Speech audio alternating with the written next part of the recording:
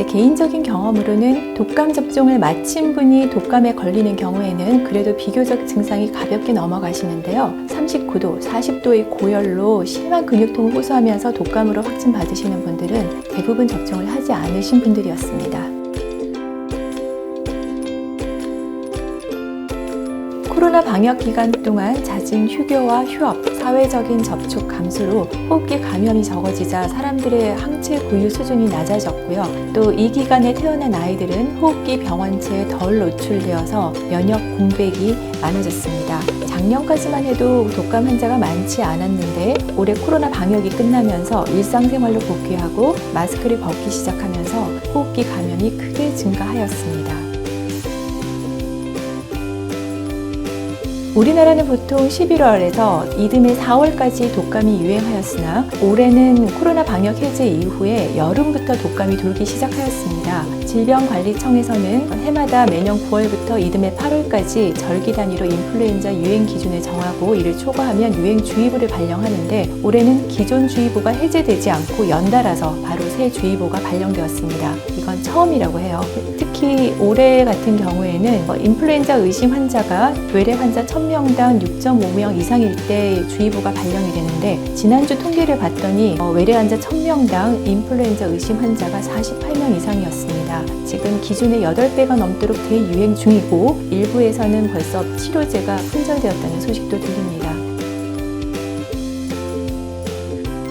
가장 중요한 건 독감 예방 백신을 접종하시는 것입니다. 그 다음으로는 호흡기 감염병 증상자와 접촉을 피하고 또 30초 이상 올바른 손 씻기, 씻지 않은 손으로 눈, 코, 입 만지지 않기, 기침할 때에는 입을 가리고 비말이 튀지 않게 하기 등 개인 위생 수칙을 준수해야 합니다. 또 이렇게 인플루엔자가 유행하는 시기에는 사람이 많은 곳은 되도록 가지 않고 만약에 가더라도 마스크를 쓰시는 것이 좋겠습니다.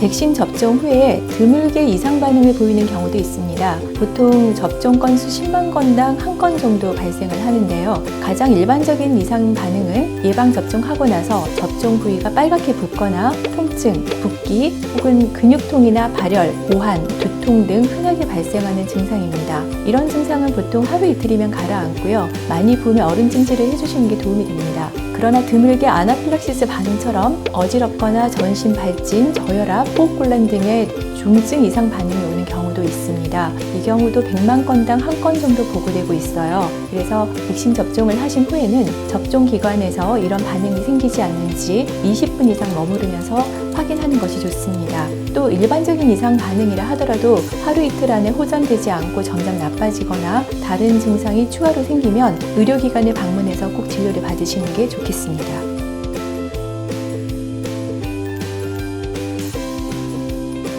매년 2월 말이 되면 WHO 세계보건기구에서는 올해 어떤 종류의 인플루엔자가 유행할지에 대한 예측 및 발표를 진행하고 있습니다. 각 제약회사들 역시 매년 이 지침에 따라 새로운 백신을 만들어내고 있어요. 올해 성남시에서 무료 접종하고 있는 백신은 4가 백신으로 A형 독감 바이러스 2종, B형 독감 바이러스 2종을 예방하는 항원을 포함하고 있습니다. 가끔 수입 백신과 국산 백신의 차이를 물어보시는 분들이 계시는데 두 가지 모두 4가 백신은 WHO가 선정한 바이러스 예방 항원이 동일하게 들어있습니다. 이번에 배포된 무료 접종 백신은 프랑스 사노피사에서 만든 박시그리프라고 하는 수입 백신인데요. 주사 바늘이 얇아서 선호되는 백신으로 타 시도에서 접종을 하시는 경우에는 4만 원 이상 든다고 들었습니다.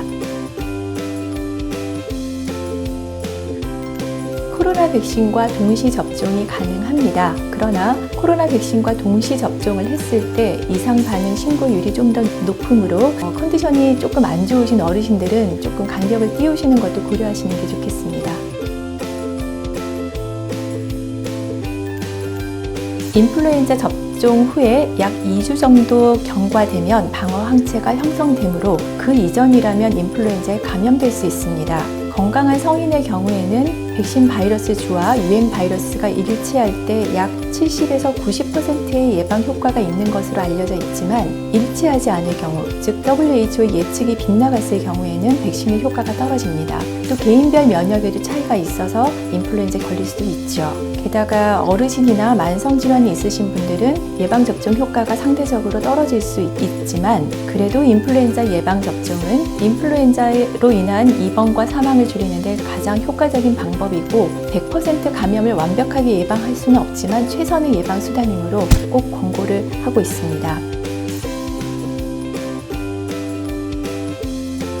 인플루엔자를 흔히 독감이라고 하지만 독한 감기라는 얘기는 아닙니다. 인플루엔자는 인플루엔자 바이러스에 의한 전염성 호흡기 질환이고요. 일반적인 감기는 리노바이러스나 아데노바이러스 등 다른 바이러스에 의해서 생기는 증상이므로 독감 백신을 맞았다고 해서 감기가 예방이 되는 건 아닙니다. 인플루엔자는 기침, 재채기를 통해서 사람 간에 전파가 되고 비말이 묻어있는 물건에 만진 손을 씻지 않고 눈, 코, 입을 만지는 경우에도 감염될 수 있습니다. 따라서 가능한 한 환자를 격리하고 식사도 따로 하고 수건도 따로 쓰는 것이 좋습니다. 또 환자의 나이나 증상 정도에 따라서 바이러스 전파 기간에 차이가 날 수 있는데요. 성인의 경우에는 보통 증상이 생기기 하루 전부터 증상이 생긴 후 약 5일에서 7일까지 감염력이 있다고 알려져 있고 또 소아의 경우에는 증상 발현 후 10일까지 감염력이 있는 경우도 있습니다.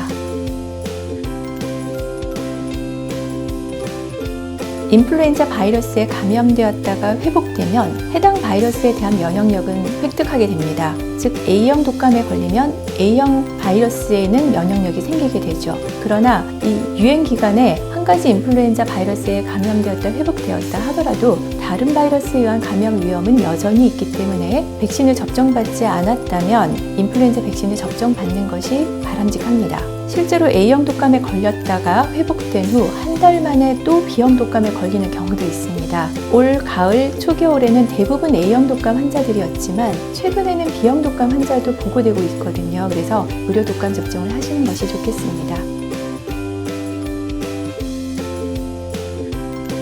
인플루엔자의 임상 증상은 경증에서 중증까지 나타날 수 있으며 심한 경우에는 입원이 필요하거나 사망에까지 이를 수 있습니다. 특히 만 65세 이상 어르신, 어린이, 임산부나 만성 폐질환, 심장질환 환자, 면역 저하자 등은 폐렴 등의 합병증이 발생하거나 입원할 위험이 높습니다. 집에 어르신이나 어린이, 임산부가 있다면 그 가족들도 꼭 독감 접종을 하시고요. 성남시에서 추진하는 전 시민 무료 독감 접종의 기회를 잘 활용하셔서 내가 낸 세금 혜택을 꼭 받으시면 좋겠습니다.